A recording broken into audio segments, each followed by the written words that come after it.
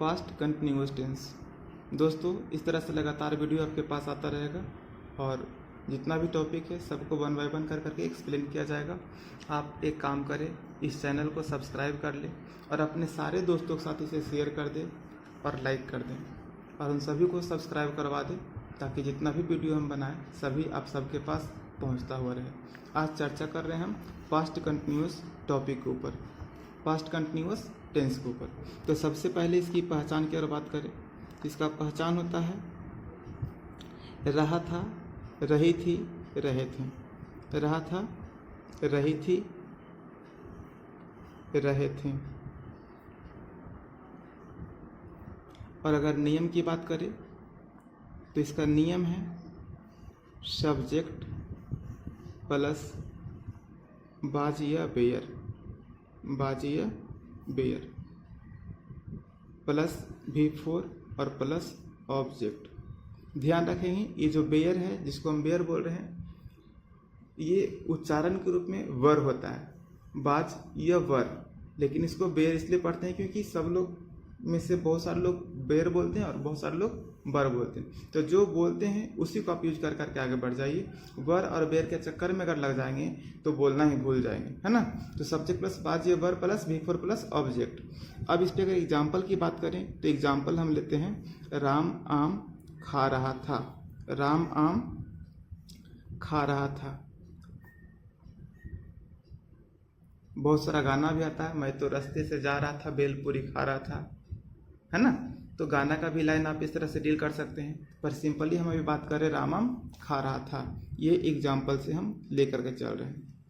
तो राम सब्जेक्ट हो गया, एक काम पहले कर ली। दूसरा, राम के हिसाब से बाज या वर में से क्या आएगा।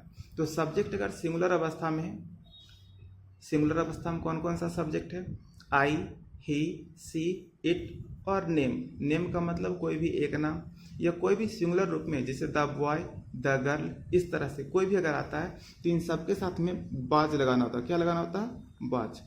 अब V4 का मतलब है क्रिया प्लस ING, क्रिया प्लस ING। तो क्रिया क्या है, खाना। खाना का मतलब क्या हो रहा है, इट। इट में क्या जोड़ेंगे, ING, ये ईटिंग हो गया। अब क्या है, ए मैंगो। राम आम खा रहा था, राम आम खा रहा था, मैं तो रास्ते से जा रहा था, भेलपुरी खा रहा था, सब बनेगा। मैं बाजार जा रहा था, मैं खेत जोत रहा था, मैं पानी सींच रहा था, पानी पटा रहा था, जो भी है सब बनेगा। रहा था, पहचान को खाली ध्यान में रखना है कि पहचान रहा था, रही थी, रहे थे है या नहीं। अगर ये मिल जाता पहचान तो टेंस पक्का पास्ट कंटिन्यूअस टेंस है। तो पहचान से क्लियर हो गया टेंस। अब जब टेंस समझ में आ गया तो नियम को अप्लाई करके ट्रांसलेशन बना ली, बहुत आसानी से बन जाता है। अब जब आगे बढ़ेंगे तो हम क्या करेंगे, इसका 1 गुने 6 करेंगे। पहला तो कर दिए, अब दूसरा करेंगे तो दूसरा होगा निगेटिव, मतलब सब्जेक्ट प्लस बाज या वर, बाज या वर प्लस निगेटिव के लिए नॉट का प्रयोग करेंगे, तब V4 आएगा और तब ऑब्जेक्ट। अब सेंटेंस को हिंदी देखेंगे तो क्या हो जाएगा, राम आम नहीं खा रहा था, राम आम नहीं खा रहा था, नहीं खा रहा था। इंग्लिश क्या हो जाएगा, राम बाज नॉट, राम बाज not eating a mango, Ram बाज not eating a mango. Ram आम नहीं खा रहा था। अब तीसरा करेंगे तो होगा इंट्रोगेटिव, इंटेरोगेटिव। अब ये क्या है, सबसे पहले WS बाज या वर, इसका प्रयोग सबसे पहले करना पड़ेगा। तब देंगे सब्जेक्ट और V4 प्लस ऑब्जेक्ट, और इसका सिंबल होता है प्रश्नवाचक चिन्ह, साइन ऑफ इंट्रोगेशन या फिर क्वेश्चन मार्क, इसका प्रयोग करेंगे। और तब इसका हिंदी बनावट में सबसे पहले क्या लगाएंगे, जो प्रश्न करने का भाव पैदा करता है, इसलिए इस सेंटेंस को प्रश्नवाचक वाक्य बोलते हैं, है ना। अब यहाँ पर क्या होगा, क्या राम आम खा रहा था, क्या राम आम खा रहा था।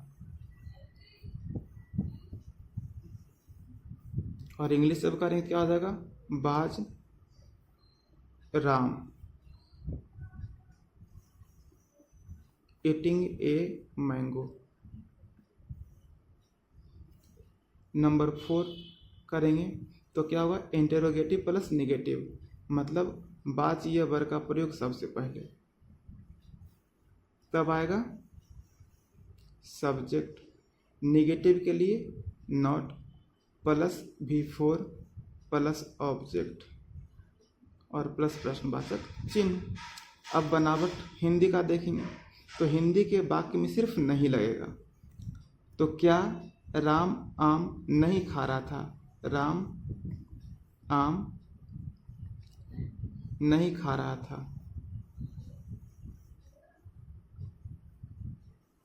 इंग्लिश क्या हो जाएगा, बाज राम नॉट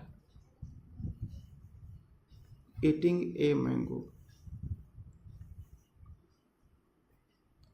नंबर 5 पर करेंगे तो WH क्वेश्चन होगा, जिसके लिए सबसे पहले WH वर्ड का इस्तेमाल करना है, तब बाज या बार में से कोई एक यूज करना है अकॉर्डिंग टू सब्जेक्ट, तब सब्जेक्ट देंगे V4 प्लस ऑब्जेक्ट और लास्ट करेंगे प्रश्नवाचक चिन्ह से, प्रश्नवाचक चिन्ह से। अब सेंटेंस क्या होगा, राम आम क्यों खा रहा था, राम आम क्यों खा रहा था। क्यों का इंग्लिश सबसे पहले वाई, तब क्या करेंगे वाज, सब्जेक्ट V4 और ऑब्जेक्ट। नंबर 6 ये क्या हो गया, लास्ट 1×6 का लास्ट सेंटेंस। सबसे पहला WH क्वेश्चन प्लस निगेटिव में सबसे पहला जाएगा WH वर्ड 1 नंबर पे। दूसरा बाज या बर में से कोई एक अकॉर्डिंग टू सब्जेक्ट, तब सब्जेक्ट आएगा और तब निगेटिव के लिए नॉट का प्रयोग करेंगे, तब V4 और लास्ट करने के लिए क्या चाहिए हमको, ऑब्जेक्ट और प्रश्नवाचक चिन्ह। अब हिंदी के बनावट के अनुसार अगर फोकस करें तो हिंदी का बनावट कहता है कि राम आम क्यों नहीं खा रहा था, क्यों नहीं खा रहा था। क्यों का स्पेलिंग सबसे पहले क्या हो जाएगा, वाई।